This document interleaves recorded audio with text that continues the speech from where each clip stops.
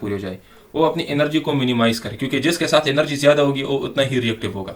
तो जब बॉन्ड बनता है तो इसको दौरान एनर्जी रिलीज होती है, तो जब एनर्जी रिलीज होगी जिसके साथ एनर्जी कम होगी तो वो स्टेबल होगा। ठीक है, तो ये क्वेश्चन भी आपसे पूछा जा सकता है कि सबसे ज़्यादा स्टेबल कौन सा होगा, तो जिसके साथ एनर्जी कम होगी। बाकी ये देखिए स्टेबिलिटी को गेन करता है और रिएक्टिविटी को कम करता है। ठीक है, तो ये क्वेश्चन भी पूछा गया है कि chemical bonding occurs to attain, तो आपसे पूछा जाएगा, ये सारे ऑप्शंस आपको दिए जाते हैं। ठीक है, तो ये भी आप रखिए केमिकल बॉन्डिंग क्यों होती है या कोई भी बॉन्ड क्यों बनता है, ताकि ऑक्टेट या डबलेट को पूरा कर सके, एनर्जी को मिनिमाइज। अस्सलाम वालेकुम डियर स्टूडेंट्स, उम्मीद करता हूँ कि आप सब खैरियत से होंगे and welcome to the land forces academy YouTube channel. So dear students, आज के इस वीडियो के अंदर most repeated past papers questions, जिसके एक सिलसिला हमने स्टार्ट किया था। पहला लेक्चर इससे मैं फिजिक्स के ऊपर अपलोड कर चुका हूँ। अगर आप लोगों ने अभी तक वो लेक्चर नहीं देखा तो लेक्चर आप लाजमी देखें, जिसमें मैं फिजिक्स के तमाम हाई यील्ड कॉन्सेप्ट्स और हाई यील्ड क्वेश्चन आप लोगों को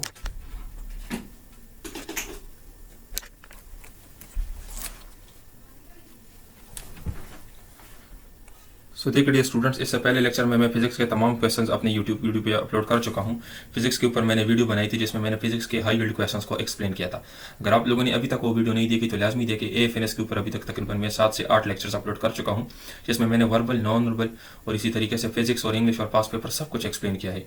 आज जो हमारा है तकरीबन 8वां लेक्चर है। ठीक है, और आज के इस लेक्चर के अंदर मैं आप लोगों को मोस्ट रिपीटेड केमिस्ट्री के क्वेश्चन टीच करने वाला हूँ। कल एक स्टूडेंट ने कमेंट किया था कि सर हम आपके केमिस्ट्री की वीडियो की भी वेट कर रहे हैं, तो आज मैं आप लोगों के लिए केमिस्ट्री की वीडियो बना रहा हूँ। ठीक है, इस वीडियो को एंड तक देखें, इसमें बहुत ही इंपॉर्टेंट ट्रिक्स मैं आपको सिखाने वाला हूँ। ठीक है, जिस तरह हाइब्रिडाइजेशन के ट्रिक्स हो गए कि आप लोगों ने हाइब्रिडाइजेशन को किस तरीके से मालूम करना है।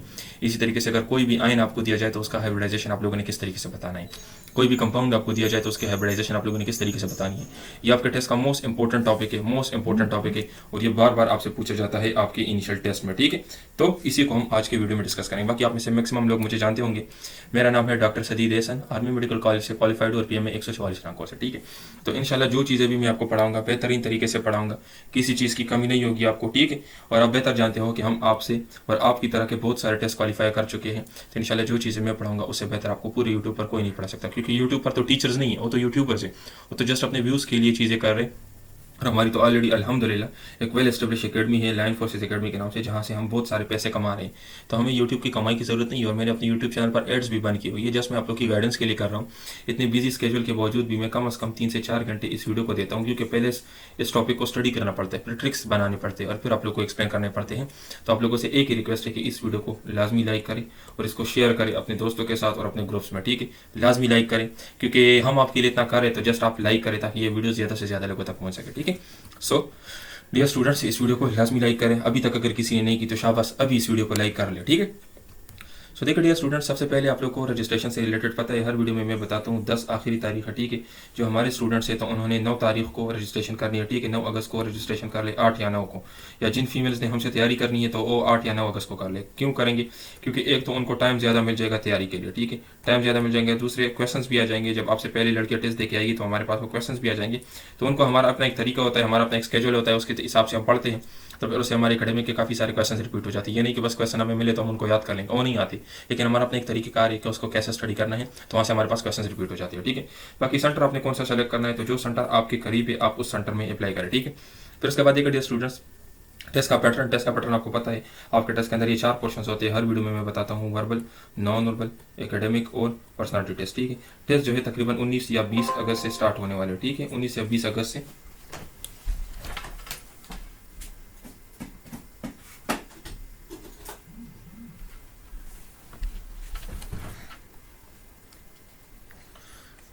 इसी तरीके से देखिए स्टूडेंट्स, टेस्ट जो है तो ये 19 या 20 अगस्त से स्टार्ट होने वाला है। ठीक है, 19 को भी हमारे पास स्टूडेंट्स हैं, 20 तक टेस्ट स्टार्ट होने वाले हैं। बाकी हमारे पास 5 सितंबर की भी एक फीमेल है। ठीक है, तो तकरीबन ये सितंबर 5-10 सितंबर तक ये टेस्ट जारी रहेंगे। ठीक है, तो इस दौरान आपको कोई भी डेट दिया जा सकता है टेस्ट के लिए। ठीक है, तो तरीक़ाकार क्या होगा कि सबसे पहले आप लोगों का वर्बल होता है, जिसके अंदर 84 क्वेश्चन होते हैं, 30 मिनट्स का टाइम दिया जाता है। नॉन वर्बल के 64 क्वेश्चन होते हैं, 30 मिनट्स का टाइम दिया जाता है। एकेडमिक के 50 क्वेश्चन होते हैं, 30 मिनट्स का टाइम दिया जाता है। और पर्सनालिटी टेस्ट के 150 क्वेश्चन होते हैं, 30 मिनट्स का टाइम दिया जाता है। आपका टेस्ट जो है कंप्यूटर के ऊपर होता है। ठीक है, कंप्यूटर बेस्ड टेस्ट होता है, और ये सारे टेस्ट आपके एक ही दिन होंगे। ठीक है, सेम डे पे आपके टेस्ट होंगे। वर्बल नॉन वर्बल में टाइम मैनेजमेंट बहुत ज़्यादा इंपॉर्टेंट है, क्योंकि यहाँ पर टाइम ज़्यादा कम होते हैं, लेकिन टाइम कम है, क्वेश्चन ज़्यादा है, तो कम टाइम में ज़्यादा क्वेश्चन किस तरह से सॉल्व करने हैं, इसके अपने शॉर्टकट ट्रिक्स है, जिसके ऊपर मैं यूट्यूब पे वीडियो अपलोड कर चुका हूँ। ठीक है, अगर आप लोगों ने वो वीडियो नहीं देखी तो आप लाजमी देखें, इसके अंदर भी मैं आपको बता दूंगा। बाकी हमारे पास जो हमारे नोट्स और जो हमारे पेड कोर्सेज है तो उसके अंदर ये सारे ट्रिक्स वगैरह हम आपको। सो देखिए डियर स्टूडेंट्स, अभी इसके बाद हम आते हैं अपने चैप्टर की तरफ। तो आज के इस वीडियो के अंदर हम केमिकल बॉन्डिंग वाला चैप्टर डिस्कस करेंगे। उस केमिकल बॉन्डिंग वाले चैप्टर से जितने भी इंपॉर्टेंट क्वेश्चन है, जितने इंपॉर्टेंट एरियाज है जो टेस्ट में आ चुके हैं, वो सारे के सारे मैं आपको बताऊंगा। बाकी देखिए, आपको पता है केमिकल बॉन्डिंग क्या है। ये एक अट्रैक्शन है जो दो एटम्स को अपने साथ जोड़ के रखते हैं, ठीक है। लेट सपोज अगर O2 है तो दो ऑक्सीजन मॉलिक्यूल को जिस फोर्स ने बाइंड के रखा हुआ है, इसको केमिकल बॉन्डिंग कहते हैं, ठीक है। ये क्यों होती है केमिकल बॉन्डिंग? इसलिए होती है ताकि एक तो एटम्स या तो उनके आखिरी शेल में 8 इलेक्ट्रॉन्स पूरे हो जाए या उनके आखिरी शेल में 2 इलेक्ट्रॉन पूरे हो जाए, वो अपनी एनर्जी को मिनिमाइज करे, क्योंकि जिसके साथ एनर्जी ज्यादा होगी वो उतना ही रिएक्टिव होगा। तो जब बॉन्ड बनता है तो इसको दौरान एनर्जी रिलीज होती है, तो जब एनर्जी रिलीज होगी जिसके साथ एनर्जी कम होगी तो वो स्टेबल होगा, ठीक है। तो ये क्वेश्चन भी आपसे पूछा जा सकता है कि सबसे ज्यादा स्टेबल कौन सा होगा, तो जिसके साथ एनर्जी कम होगी। बाकी ये देखिए, स्टेबिलिटी को गेन करता है और रिएक्टिविटी को कम करता है, ठीक है। तो ये क्वेश्चन भी पूछा गया है कि chemical bonding occurs to attain, तो आपसे पूछा जाएगा, ये सारे ऑप्शंस आपको दिए जाते हैं, ठीक है। तो ये भी आप रखिए, केमिकल बॉन्डिंग क्यों होती है या कोई भी बॉन्ड क्यों बनता है, ताकि ऑक्टेट या डबलेट को पूरा कर सके, एनर्जी को मिनिमाइज करें, स्टेबिलिटी को गेन करें और रिएक्टिविटी को कम कर सके, ठीक है। तो ये सारी चीज़ें आपसे इनिशियल टेस्ट में पहले मरतबा पूछी गई है, ठीक है। ये 2023 में ये क्वेश्चन पूछा गया है कि बॉन्ड क्यों बनता है, तो उसमें ऑप्शंस के अंदर ये डॉपलेट और ऑक्टेट वाला रूल था, ठीक है। तो बाकी इसके बाद देखिए, पास पेपर्स के अंदर कौन कौन से क्वेश्चंस आए। हाइब्रिडाइजेशन को सबसे पहले हम डिस्कस करते हैं। हाइब्रिडाइजेशन आपके पास पेपर्स में बहुत सारा आ चुका है और आपके टेस्ट के लिए बहुत ज़्यादा इंपॉर्टेंट है। हाइब्रिडाइजेशन क्या है? इसमें डिफरेंट ऑर्बिटल्स मिक्स होते हैं, ठीक है। डिफरेंट ऑर्बिटल मिक्स होते हैं और क्या देते हैं? हाइब्रिड ऑर्बिटल्स देते हैं, जिन सब की एनर्जी क्या होती है? सेम एनर्जी और सेम शेप होती है, ठीक है। तो ये क्या है? इसमें डिफरेंट ऑर्बिटल्स आपके पास मिक्स होंगे, हाइब्रिड ऑर्बिटल्स बनेंगे और उन हाइब्रिड ऑर्बिटल्स की एनर्जी और शेप सेम होगी, ठीक है। तो ये डिफिनीशन भी पूछा गया है काफी टाइम, ठीक है, कि the mixing of different orbitals to give hybrid orbitals is called, इसको कहते हैं हाइब्रिडाइजेशन, ठीक है। अब ये किस तरह से मिक्स होगी ये आगे हम डिस्कस करेंगे। लेकिन आपकी इनिशियल टेस्ट में कौन कौन से क्वेश्चन हाइब्रिडाइजेशन से आए हैं? तो इनिशियल टेस्ट में ये क्वेश्चन हाइब्रिडाइजेशन से है। देखिए, आपसे पूछा गया है कि कार्बन डाइऑक्साइड और वाटर में ऑक्सीजन की हाइब्रिडाइजेशन क्या है, इसमें ऑक्सीजन की हाइब्रिडाइजेशन क्या है, इसमें ऑक्सीजन की हाइब्रिडाइजेशन क्या है, OH माइनस आयन की हाइब्रिडाइजेशन क्या है, H2SO4 की हाइब्रिडाइजेशन क्या है, और जीरो डाइपोल मूवमेंट कौन कौन से कंपाउंड्स का होगा, ठीक है, और एब्सोल्यूट जीरो टेम्परेचर पे ऑक्सीजन के साथ क्या होगा, ठीक है। तो ये क्वेश्चंस इस चैप्टर से पूछे गए हैं, हाइब्रिडाइजेशन से और ये डाइपोल मूवमेंट से और इसी तरह से एब्सोल्यूट जीरो। तो ये 3 टॉपिक्स हम डिस्कस करेंगे, हाइब्रिडाइजेशन, ठीक है। और इंशाल्लाह इस वीडियो के बाद ये सारे क्वेश्चंस आप सॉल्व कर सकोगे, जो भी क्वेश्चन आपको आता होगा तो आप सॉल्व कर सकोगे डायरेक्ट। तो इसका आंसर मैं आपको बता सकता हूँ कि CO2 का ये और H2O का ये है, मैं आपको बताऊंगा कि बस CO2 में sp2 है, इसमें sp3 है। लेकिन आप लोगों ने किस तरह इसको करना है, इसके तो ट्रिक्स हैं, आपको किस तरह करना है तो आपको पता होना चाहिए ना कि अभी sp2 किस तरह से, sp3 किस तरह से, इसको कंपाउंड को अगर चेंज करके दिया गया तो फिर आप क्या करोगे। तो इसलिए रट्टे लगाने की जरूरत नहीं है, इसको समझो, ठीक है। तो देखिए डियर स्टूडेंट, सबसे पहले अभी मैं आपको बताऊंगा कि आप लोगों ने किसी भी एटम का हाइब्रिडाइजेशन किस तरीके से मालूम करना है, ठीक है। तो मिसाल के तौर पर देखें, जो सबसे पहले आप इसको समझें, इसकी स्क्रीनशॉट ले लें, फिर उसके बाद प्रैक्टिस क्वेश्चंस करेंगे तो आपको आइडिया हो जाएगा। आपने क्या करना है कि attach atoms plus lone pairs इसको काउंट करना है, ठीक है। Attach atoms plus lone pairs इसको काउंट करना है। अगर ये दोनों मिलाकर 4 आता है इससे, तो आपका हाइब्रिडाइजेशन कौन सा होगा? sp3। अगर इससे 3 आता है तो आपका हाइब्रिडाइजेशन कौन सा होगा? sp2। अगर इससे 2 आता है तो आपका हाइब्रिडाइजेशन कौन सा होगा? sp। ये सिंपल सा ट्रिक है। क्या करना है आपने, देखिए, अटैच एटम्स, ठीक है, अटैच एटम्स, बॉन्ड्स नहीं, ठीक है, बॉन्ड्स नहीं, attach atoms plus lone pairs, ठीक है, लोन पेयर्स। याद रखिए, आप लोगों ने अटैच एटम्स को काउंट करना है, बॉन्ड्स को काउंट नहीं करना। जिस तरह देखिए, कार्बन और नाइट्रोजन के दरमियान तो 3 आपके पास बॉन्ड्स है ना, तो आप लोगों ने इसको नहीं काउंट करना। आप लोगों ने सिर्फ इसको काउंट करना है कि एक एटम अटैच और उसके साथ 2 लोन पेयर्स होते हैं, ठीक है। तो इस तरह से आप लोगों ने करना होता है, ठीक है। तो ये चीजें होगी, ठीक है। तो अच्छा देखिए डियर स्टूडेंट्स, यहाँ पर मैंने आपको क्या बताया कि आप लोगों ने अटैच एटम्स को देखना है और लोन पेयर्स को देखना है। याद रखिए, आप लोगों ने अटैच एटम्स को काउंट करना है, ठीक है, अटैच बॉन्ड्स को नहीं। जिस तरह देखिए, कार्बन और नाइट्रोजन के दरमियान 3 बॉन्ड्स होते हैं और नाइट्रोजन के ऊपर 1 लोन पेयर अटैच होते हैं। तो आप लोगों ने ये नहीं करना कि 3 बॉन्ड्स हो गए। आप लोगों ने किस तरह से करने के, देखिए, एक अटैच एटम में 1 लोन पेयर है, तो टोटल आपके पास क्या हो जाएगा? 2।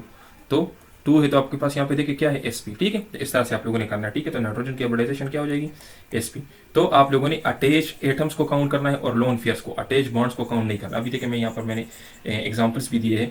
यहाँ पर देखिए, अगर हमने कार्बन की हाइब्रिडाइजेशन मालूम करनी है तो अटैच एटम्स कितने हैं? 4 है, लोन पेयर्स नहीं है तो 4 है, तो आपके पास क्या हो जाएगा? sp3। यहाँ पे देखिए, इसकी हमने हाइब्रिडाइजेशन मालूम करनी है कार्बन की, तो देखिए अटैच एटम्स कितने हैं? 3, लोन पेयर्स नहीं है तो क्या हो जाएगा? sp2। अब यहाँ पर देखिए, इस कार्बन की हमने करनी है तो देखिए अटैच एटम्स कितने हैं? 1 2 3, लोन पेयर्स नहीं है तो आपके पास क्या हो जाएगा? sp2, ठीक है। और यहाँ पर देखिए 2 बॉन्ड्स है, लेकिन मैंने आपको बताया था कि हमने बॉन्ड्स काउंट नहीं करने, हमने क्या करना है, हमने अटैच एटम्स को काउंट करना है। यहाँ पर देखिए अटैच एटम्स कितने 1 और आपके पास लोन पेयर कितना है 1, तो टोटल क्या आ जाएगा 2, तो 2 है आपके पास क्या हो जाएगा sp2, ठीक है। तो इस तरह से आप लोगों ने इसको काउंट करना है, ठीक है। इसमें देखिए कुछ एक्सेप्शंस भी है, ठीक है, कि atoms with lone pairs next to pi bonds, जिस तरह एमाइड्स और एनोल्स, ये क्या है, ये आपके पास sp2 हाइब्रिडाइज होंगे। तो बस ये याद रखिए कि एमाइड्स आपके पास sp2 हाइब्रिडाइज होंगे और इनोल भी जितने भी है, ठीक है, तो ये आपके पास क्या होंगे, ये भी sp2 हाइब्रिडाइज होंगे। बाकी ये सब रूल्स, इस कोई भी एटम आप उठा लें उसके ऊपर आप ये कर लें तो आपको आपका आंसर मिलेगा, ठीक है। बिल्कुल सिंपल सा रूल है, सिंपल सा, इंतहाई आसान है। देखिए attach atoms plus lone pairs, इसको काउंट करें, ठीक है। और फिर यहाँ पर ये टेबल जो है इसमें मैंने दिया है, अगर 4 आते हैं तो sp3, अगर 3 आते हैं तो sp2, अगर 2 आता है तो sp, ठीक है।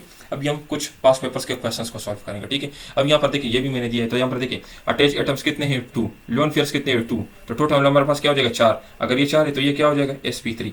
यहाँ पे देखिए अटैच एटम्स को देखिए 1 2 3 4 और लोन पेयर्स कितने हैं 0, तो ये क्या है, ये भी sp3 हो जाएगा। यहाँ पे देखिए अटैच एटम्स कितने 1, इसके अलावा ये 2 ये हो गए, तो 3 और 1 ये 4, तो आपके पास क्या हो गया, ये भी sp3। तो अभी देखिए अगर आपको कोई भी कंपाउंड दिया जाए, इस तरह इसमें अगर आपको कहा जाए कि H2O में अगर आपसे पूछा जाए कि H2O में ऑक्सीजन की हाइब्रिडाइजेशन कितनी है, तो आप आसानी से बता सकते हो कि sp3। इसी तरीके से देखिए अगर CO2 में मैं देखूँ, CO2 में क्या होता है कि इसमें आपके पास यह होता है ना, तो इसके ऊपर क्या है 2 लोन पेयर्स हैं। अभी देखिए CO2 में आप देखें तो CO2 में एक अटैच एटम है 1 + 2 लोन पेयर्स है, तो टोटल क्या हो जाएगा 3। तो अगर ये 3 है तो ये कौन सा हाइब्रिडाइज हो जाएगा sp2। तो ये क्वेश्चन भी पूछा गया है कि वाटर के अंदर ऑक्सीजन की हाइब्रिडाइजेशन क्या है sp3 और कार्बन डाइऑक्साइड के अंदर कौन सी sp2, ठीक है। तो इस तरह से आप लोगों ने मालूम करना है, simply attach atoms plus lone pair, उसको जमा करें, 4 आता है तो sp3, ठीक है, अगर 3 आता है तो sp2, अगर 2 आता है तो sp। इस तरीके से आप लोगों ने मालूम करना, ठीक है। अभी देखिए पास्ट पेपर्स का क्वेश्चन क्या है कि CO2 और H2O में ऑक्सीजन की हाइब्रिडाइजेशन क्या है, तो ये तो मैंने आपको सॉल्व कर दिया था। देखिए किस तरीके से सॉल्व किया, ये हो गया 2 लोन पेयर्स इसके ऊपर हो गया, इसी तरीके से ये देखिए ये आपके पास हो गया वाटर। तो देखिए अभी हमने इस ऑक्सीजन की हाइब्रिडाइजेशन मालूम करनी है, तो अटैच एटम्स कितने हैं 1, ठीक है, लोन पेयर्स कितने हैं 2, तो क्या टोटल क्या हो जाएगा 3 है, तो ये हमारे पास क्या बन जाएगा sp2। यहाँ पे देखिए इस ऑक्सीजन को अटैच एटम्स कितने हैं 2, लोन पेयर्स कितने हैं 2, तो क्या हो जाएगा 4 है, तो ये क्या बन जाएगा sp3। तो क्या आंसर होगा आपका कि वाटर में क्या है sp3 है और कार्बन डाइऑक्साइड में क्या हो जाएगा sp2। तो इस तरह के क्वेश्चन आपसे पूछे जा सकते हैं, आपसे डायरेक्ट भी पूछा जा सकता है कि वाटर की हाइब्रिडाइजेशन क्या है तो sp3, कार्बन डाइऑक्साइड में ऑक्सीजन की क्या है तो sp2, ठीक है। इस तरह के बाकी देखिए स्टूडेंट्स, अगर आप हमारे पेड कोर्सेज ज्वाइन करना चाहते हैं जिससे हम आपको टेस्ट की पासिंग गारंटी देंगे, A to Z तैयारी करवाएंगे, तो ये हमारा कॉन्टैक्ट नंबर, इस पर रब्ता करके आप ज्वाइन कर सकते हैं।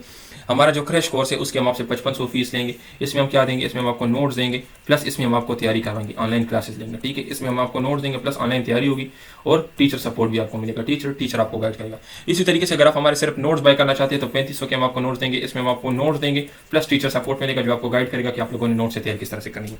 तो ये 2 पैकेजेस है, ये डिस्काउंटेड फीस है, ठीक है, और ये डिस्काउंटेड फीस भी लिमिटेड टाइम के लिए है, ठीक है, किसी भी टाइम हम इसको बंद कर सकते हैं। फिर हम अपनी नॉर्मल फी लेंगे, क्रैश कोर्स की जो हमारी नॉर्मल फीस है वो 8,500 है और नोट्स की जो नॉर्मल फीस है वो 5,000 है, ठीक है। तो इसमें मजीद किसी किस्म की डिस्काउंट नहीं है। बाकी देखिए डियर स्टूडेंट्स, सबसे पहला पोर्शन आपके टेस्ट में वर्बल नॉन वर्बल होता है। वर्बल नॉन वर्बल के क्वेश्चन ज्यादा होते हैं, टाइम कम होता है, तो कम टाइम में ज्यादा क्वेश्चन सॉल्व करने के लिए आपको शॉर्टकट ट्रिक्स आने चाहिए। तो जो क्लासेस हम आपके साथ लेंगे उसमें हम आपको शॉर्टकट ट्रिक्स सिखाएंगे, ठीक है। बाकी टू द पॉइंट नोट्स देंगे और हमारे ऑफिसर जो है आपके साथ लेक्चर्स भी लेंगे, ठीक है। इसी तरीके से सेलेक्टेड क्वेश्चन देंगे। वर्बल नॉन वर्बल के टोटल हम 250 क्वेश्चन कवर करेंगे और इन्हीं 250 क्वेश्चन से आपके वर्बल के 84 प्लस नॉन वर्बल के 64 ये सारे क्वेश्चन यहाँ से आएंगे, ठीक है।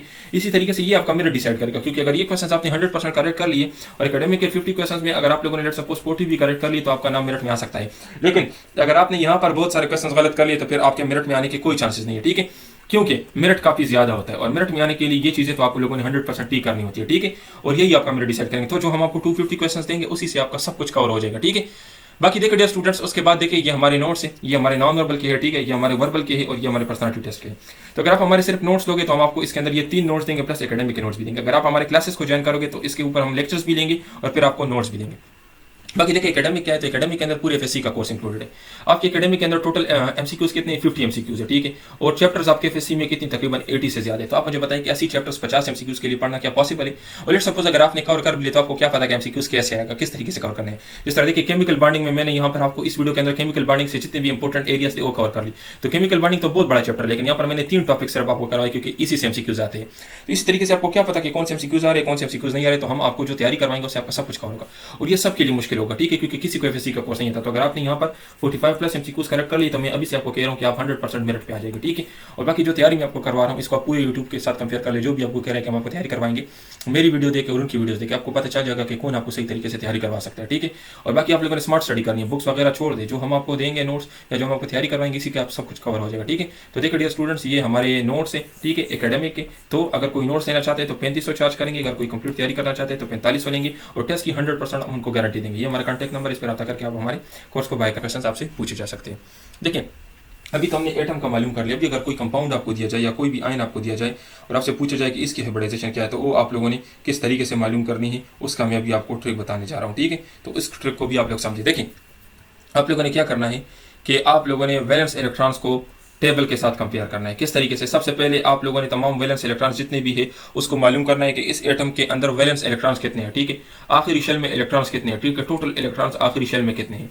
फिर उसको आप कंपेयर करें इसमें, अगर वैलेंस शेल में इलेक्ट्रॉन 2 और 8 के बीच में हो तो उसको आपने 2 के ऊपर डिवाइड करना है, ठीक है। अगर 10 और 56 के बीच में हो तो 8 के ऊपर करना है, और अगर आपने 58 से ज्यादा हो तो 18 पे डिवाइड करना है। नॉर्मली आपकी ये 2 चीजें काम आएगी, ठीक है, ये 2 चीजें। अभी हम इसको प्रैक्टिस करते हैं इसके ऊपर, ठीक है। लेट सपोज अगर मैं आपको कहूँ कि OH माइनस की हाइब्रिडाइजेशन क्या है, तो सबसे पहले हमने क्या करना है, सबसे पहले हमने वैलेंस इलेक्ट्रॉन मालूम करने हैं इसके अंदर। तो हमें पता है कि देखिए ऑक्सीजन के अंदर वैलेंस इलेक्ट्रॉन्स कितने होते हैं 6, हाइड्रोजन के अंदर कितने होते हैं 1, और इसके ऊपर ये -1 चार्ज p मीन्स एक इलेक्ट्रॉन इसके साथ इसने गेन भी किया तो +1।